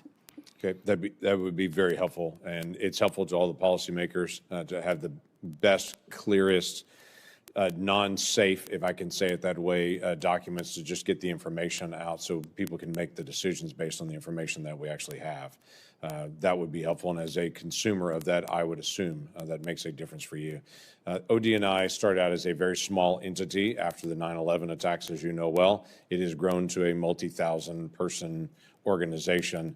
There have been a lot of questions around this dais to try to figure out, is it the right size? We have a lot of people that are detailed from a lot of our intelligence agencies to the Director of National Intelligence Office now, and we're trying to be able to figure out if that's the right places to continue to be able to pull people out of their agencies and pull them over there, or some of them be able to need to return back to their agencies. Obviously, you're not there at this point, but you've led a lot of large organizations. Tell me process-wise how you walk in to be able to look at, are we right-sized, right tasked? Do we have people here that need to actually be there? How do you make those decisions? Thank you. I tried to outline it in my opening remarks. Right. What is our mission? The safety and security of the American people. How do we deal with that every day? We provide decision makers with the best possible intelligence product. What is the structure over the intelligence community with the role that we have, which is supposed to be oversight and integration, not operations? What is the structure that best serves that? That's how I intend to look at it. And specifically, where do people return? Where do they stay? The analogy that is in my mind is a board of directors that oversees a number of subsidiaries. In most cases, that board of directors is fairly lean and relies on reporting from the subsidiaries with some efforts to synthesize, some committees, that is what is in my mind. Not one thing you don't want to do as a member of a board of directors, whether you're in oversight or empowerment or both, is get into the day-to-day of management. You lose perspective. You have handled terrorism cases coming straight out of Iran and threats that have come to us. For 47 years, the United States and American citizens all around the world have faced terrorism threats from Iran and the growth of the proxy terror organizations. What can you tell us at this point, based on your experience from the Southern District of New York and your prosecution side of things, and then also some of the work that you had done in the past, just dealing with money laundering and the movement of money, the most effective way to be able to deal with the threats that we're facing right now from Iran? The threat's real. It's not hypothetical. Look, all you need to do is look at the people who we have arrested in the last year and what they have done. They intend to do our citizens harm. They are well-funded, and they are well-funded through channels that we need to do a better job of monitoring. Our traditional banking channels, I think, are fairly well monitored. There are new channels. I would say, digital asset platforms, other channels where funding takes place that we need to do a better job on. Okay. Thank you. I yield back. Senator Kelly. Thank you, Mr. Chairman. Mr. Clayton, thank you for being here.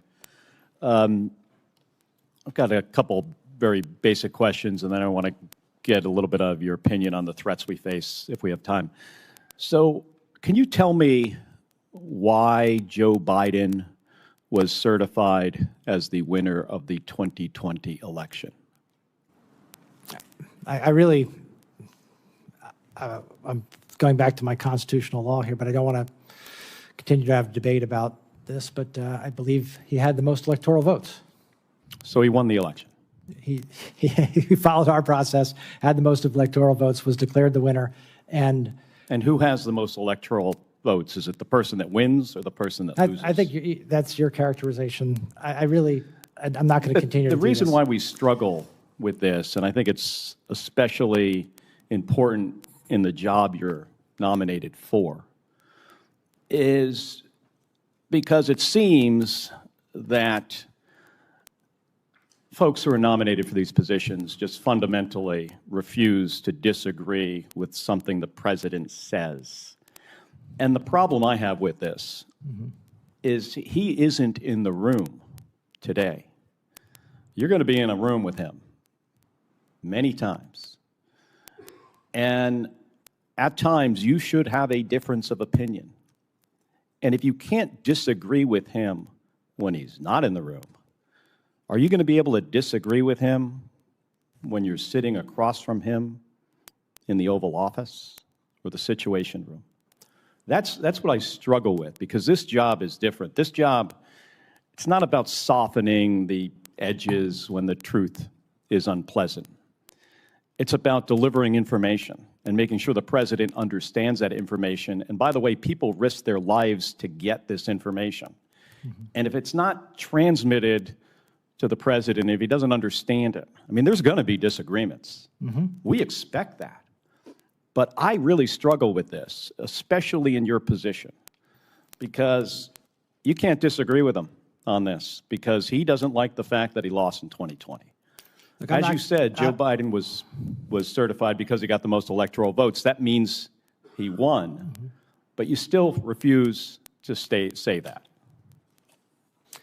And I was sitting at the SEC when this occurred, and I can tell you that maybe people worked harder, but I don't think anybody I know worked harder to make an effective transition to my successor at the SEC. And in terms of your question, I have every confidence that I will deliver on my job candidly, independently, and with my best judgment. But just not in this room. Okay, let me move on. So I want to just hear from you. What do you think our top threats are that we face as a nation today? Let's just talk about the top three. From where I sit today, terrorism from many sources. I believe that we have done a good job of reducing the threat, but drug trafficking and the deaths from fentanyl into the United States were an incredible threat. The combination, I'm not going to speak about any specific, I'm illuminating that, I'm not going to speak about any specific country, but the combination in certain countries of cartels,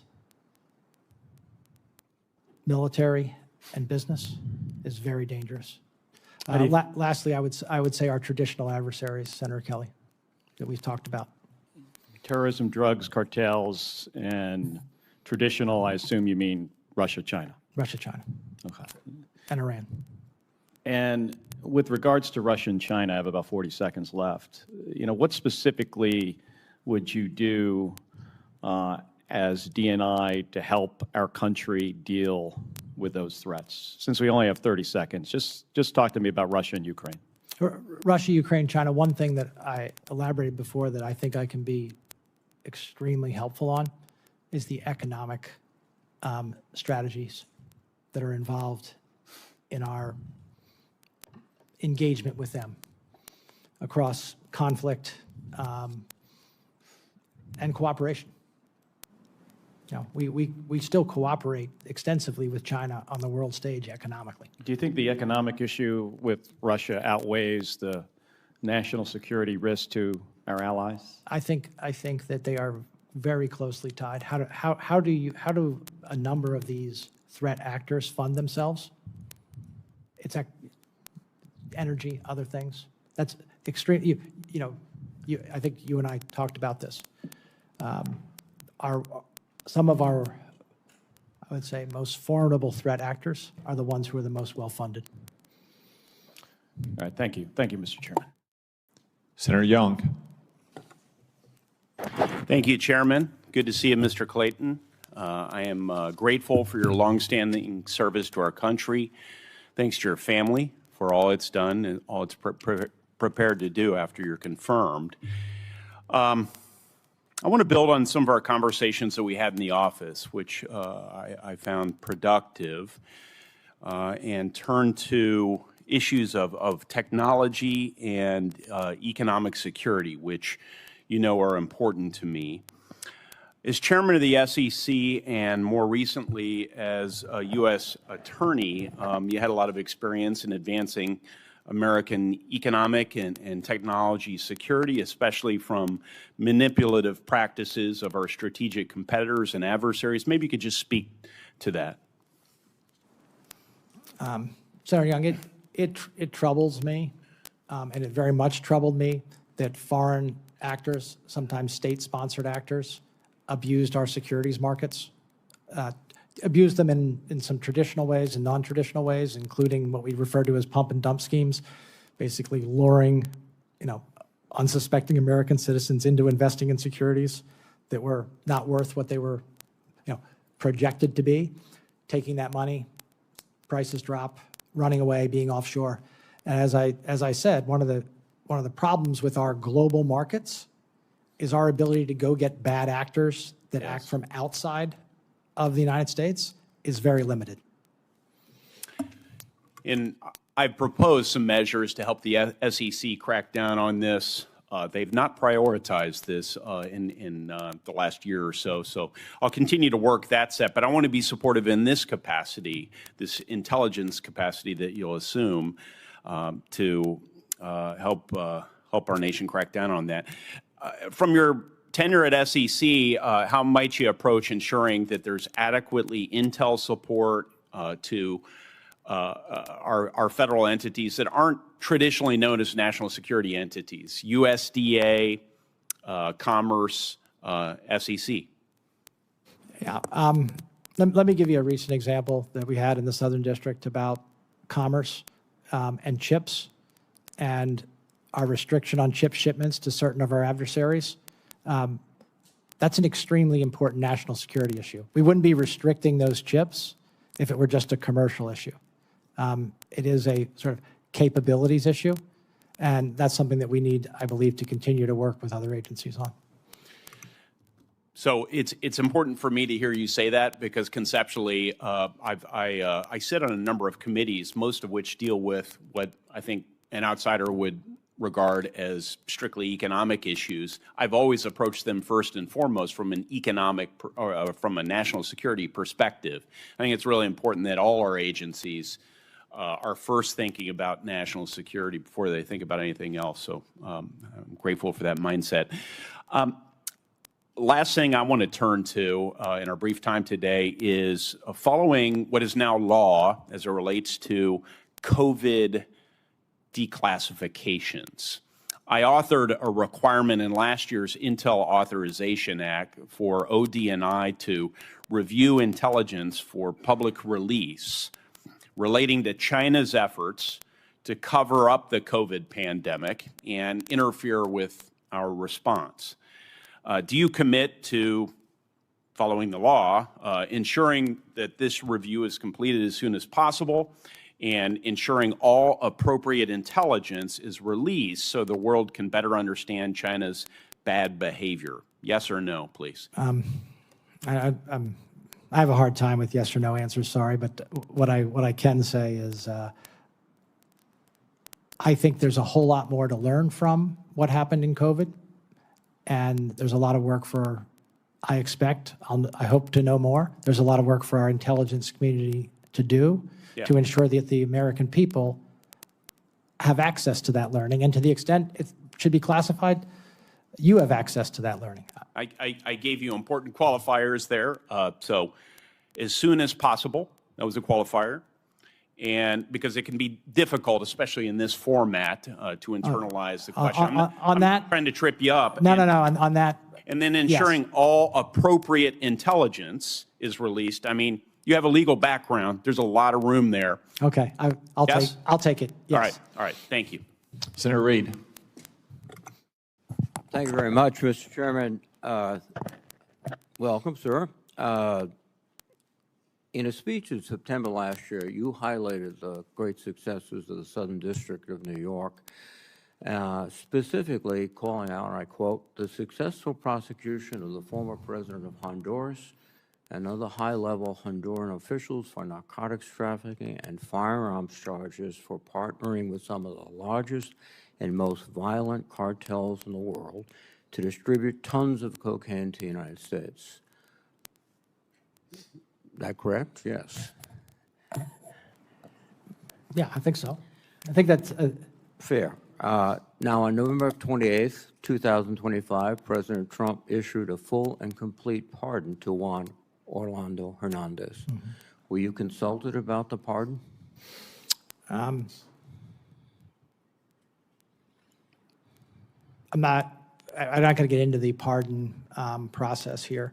The president's pardon power, I think there's only a few powers in our Constitution that are unreviewable and absolute. That's one of them. And whether it's President Biden, President Trump, or a future president, that's their power. Are you aware of any quid pro quo regarding the pardon? I'm not aware of any such thing. Why would the President of the United States pardon someone that you had convicted and described as being involved in violent activities and allowing tons of cocaine to enter the United States? Like I said, I'm not going to discuss a specific pardon thing. That's the president's pardon power. Well, it seems to me that all of the rhetoric that we've heard about fighting drugs, and in fact, we've killed over 200 people in the Caribbean and Pacific because they were not presidents of countries, but minor dealers in or transporters of heroin. And yet here is a king maker or a king piece who gets to walk. Senator Reid, what I can say, and I want to be very clear, I'm not talking about the specific instance, but in our efforts to counteract the serious drug threat from south of our border, we engage with the Department of State, others, on matters of this type. It is a whole of government approach to this type of threat. Thank you. Admiral Paparo, who's extraordinary commander of Indo-PACOM, indicated in testimony before the Armed Services Committee that allowing China to get access to sophisticated chips would eventually come at the expense of American service members in a conflict. So if we're giving chips to China, we're threatening or at least making it more difficult the survival of our troops. President Trump, after speaking with Xi, announced a significant policy change to sell H-200 chips to China. Do you agree with the transfer of these advanced chips threatens our military security and more particularly the lives of our service members? Senator, I'm not familiar with that particular decision, but you raise a point that I'm very proud of what my office and our partners were able to do. Chips that were sanctioned and subject to criminal sanction for being diverted to China, we brought that case. I know, and you successfully convicted people for taking the very same chips and getting them into China. The President of the United States turns around and gives them to Xi. And the logic, I think, of your case was these chips would have been detrimental to the security of the United States. Is that correct? Well, I mean, the logic of our case from a prosecutor's point of view was it was illegal to do it. it was a priority for the Department of Commerce, and we brought the case. Thank you. One of the things that everyone in your business has to do is speak truth to power, and particularly when it's very uncomfortable to do that. After Operation Midnight Hammer, Lieutenant General Jeffrey Cruz of the Defense Intelligence Agency allowed his analysis to go forward, which said that it did not obliterate the atomic nuclear capacities of Iran. And he was summarily fired for speaking truth to power. It's interesting now because we're at war with Iran, and one of the principles is that they have a nuclear capacity that we didn't take out. Now, I think it appears General Cruz was truthful, and he was punished for being truthful. In your position, you're going to have to stand up to the president and say, no, you can't do that. Are you prepared to stand up? Senator, that's a hypothetical. No, it's not a hypothetical. It happened. But let me just say, in my many years in public and private sector, I've given people my views in the appropriate form, in the appropriate way. I'm completely comfortable that I'll continue to do that. Thank you very much, Mr. Chairman. Senator Ossoff. Thank you, Mr. Chairman. Mr. Clayton, welcome. Congratulations on your nomination. You have an obligation to be honest and forthright with this committee, correct? Yes. And is it the case in the Juan Orlando Hernandez case that the President of the United States pardoned a man who had worked with the Sinaloa cartel to facilitate massive narco-trafficking into the United States? I don't remember the specifics of that case. He was convicted in your district. He was convicted. Yeah. We convict Right. a lot of people for a lot of drugs. Convicted of narco-trafficking, yes? I believe so. No, so at massive scale, yes? Well, you're telling me what I know. That's kind of, he was, I believe, look, I'll take your word for it. He was a convicted narco trafficker. Did the President of the United States, Donald J. Trump, pardon a convicted narco trafficker? I believe we just discussed that. The President provided a pardon, yes. Yes or no? Did the President of the United States pardon a convicted narco trafficker? Yes. Who won the 2020 election? You know, I'm not going to do this with you. This is a job interview. We've established that you have an obligation to be honest and forthright with the committee. Yes, you do have an obligation to be honest and forthright with the committee? Yes. Who won the 2020 election? Like I said, I'm not going to get into that with you. But you do have an obligation to be honest and forthright with the committee. Is anything that I just said not honest or forthright? Yes, you're not being honest or forthright. Who won the 2020 election? I think I've answered the question. We can keep doing this. Well, we're going to keep doing it because you're not being honest and forthright. No, I'm not going to engage in the theater. It's a simple question, Mr. Clayton. And I've answered Who it. won the 2020 presidential election? I've answered it. You're here asking for the support of senators to lead America's intelligence community. We've established that you have an obligation to be honest and forthright with this committee and with the American public, but you refuse to answer a simple matter of fact about the 2020 election. Is that right? No, that's not right. Then answer the question. Who won the 2020 election? I have answered the question. Answer it. What is your answer? I've given you my answer. What is your answer? You refuse to answer a basic question about who won a presidential election, but you ask to lead America's intelligence community? Isn't it humiliating to be unable to answer this question, to have to indulge the president's delusions? We know, you know, everybody in this room knows the truthful answer to that question. Why can you not give it? I think I gave you the answer. Are you aware that Director Gabbard was present at the Fulton County raid in Georgia earlier this year? You discussed that with me yesterday in your office. Are you aware that Director Gabbard was present at the Fulton County raid earlier this year? You brought it to my attention. What is going on here? You've said at the beginning of this you have an obligation to be honest and forthright with the committee. I'm asking a very simple question. Are you aware that Director Gabbard was present at the Fulton County raid earlier this year? Yes or no? Are you aware? I was. You won't answer that question either. I just said I was made aware of it by you yesterday. The first time you learned that Director Gabbard was present at that raid was in my office yesterday? It was the first time that, in my recollection, I've thought about it recently. Now, was I aware of it before? What?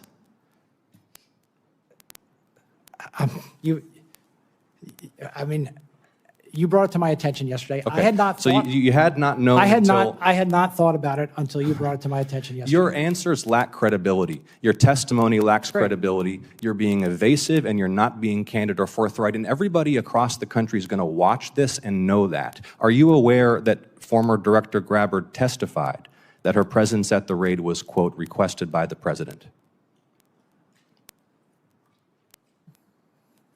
I'm not aware of that until now. Okay, you are now aware of that. Yeah. Are you aware that members of this committee are already probing Director Gabbard's potential misconduct in this matter?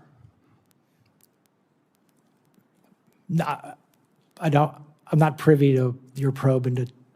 Are you aware that the General Counsel and Deputy General Counsel of your office have already provided testimony to this committee regarding this matter? No. If the White House Chief of Staff or the President asks you to travel somewhere across the United States and oversee the execution of a domestic search warrant on a sensitive election facility, will you do it?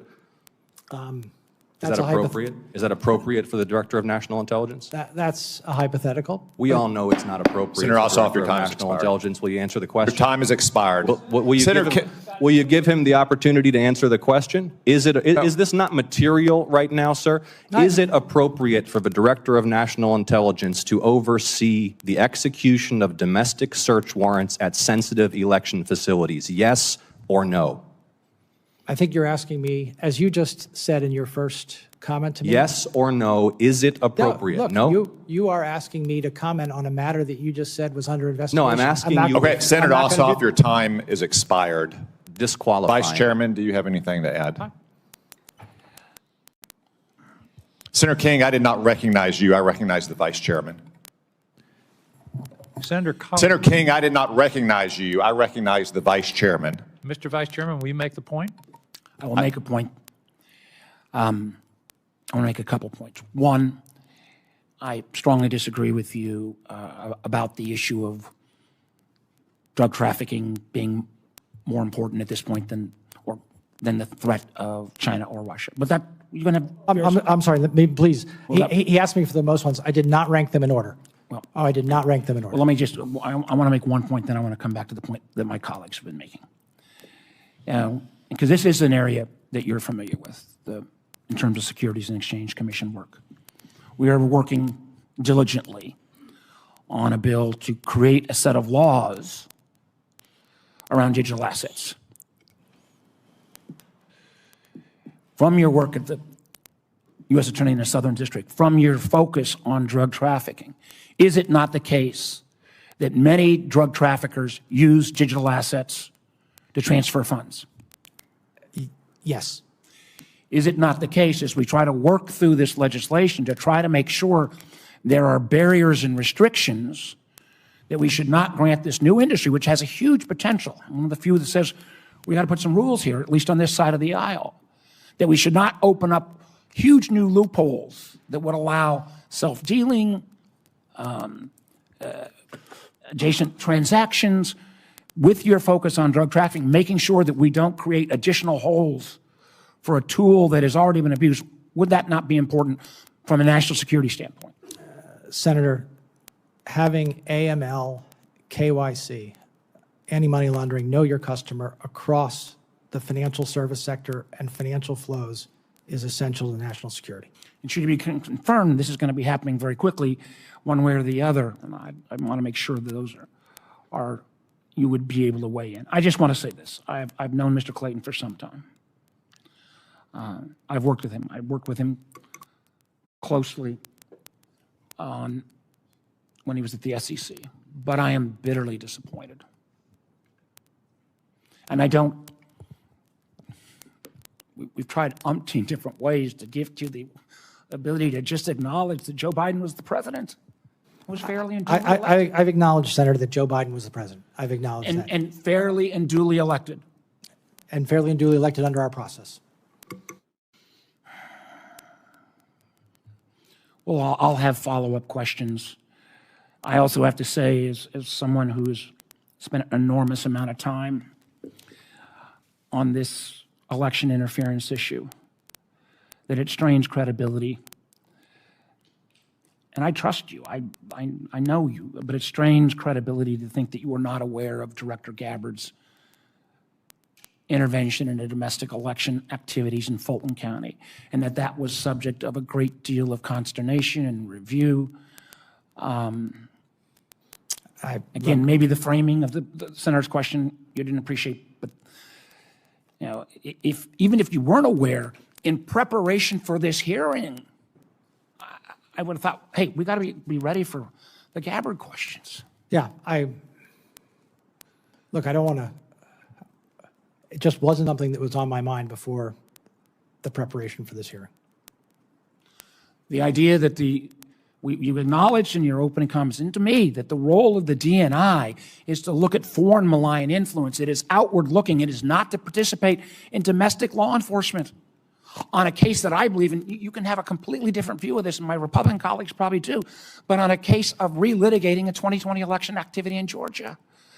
To say that wasn't on your agenda of an issue that would be asked. No, after Senator Ossoff raised it, it was.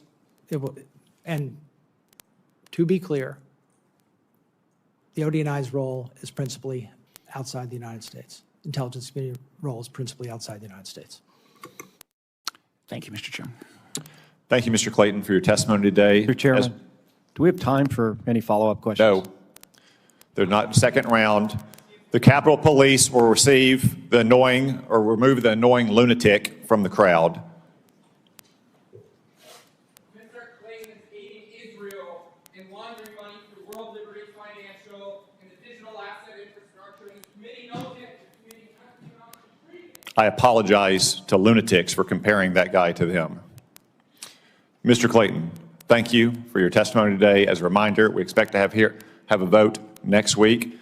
Members, questions for the records will be due today at 5:30. Mr. Clayton, I trust you can respond to those no later than 5:30 on Friday. This hearing is adjourned.